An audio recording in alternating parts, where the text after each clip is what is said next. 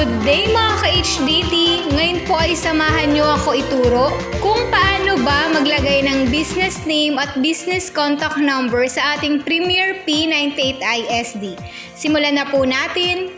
First, sa ating remote control, i-press lang po natin ang setup menu, then press arrow down hanggang makarating tayo sa greeting display, then press enter. Second, i-type po ang inyong business name or store name.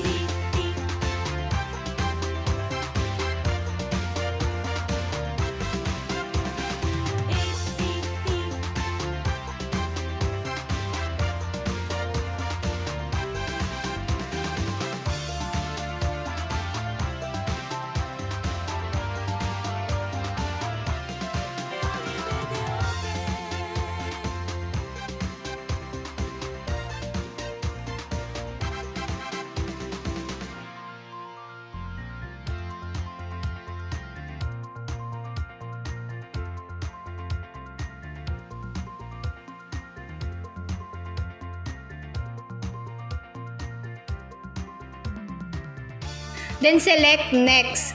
Para mag-proceed po tayo sa comment 2 at doon naman po i-type ang inyong business contact number.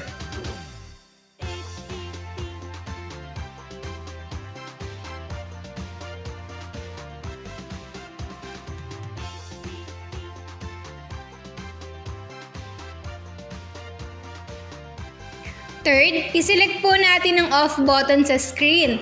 Then press enter para po gumana at lumabas po ang ating nilagay na store name at contact number. Reminders lang, huwag po natin kakalimutang i-save ang ating ginawa.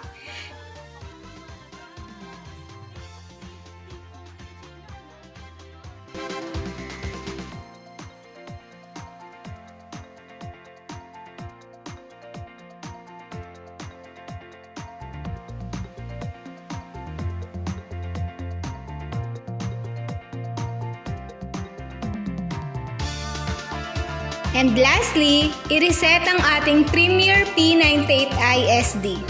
At makikita nyo na po ang inyong business name or store name at ang inyong contact number na nilagay. Sana po ay inyong nasundan ang aming steps kung paano maglagay ng business name at business contact number sa ating Premier P98ISD. Thank you po sa inyong panonood and don't forget to like and subscribe sa aming channel. I-click na rin po ang notification bell para maging updated po kayo sa aming mga future uploads.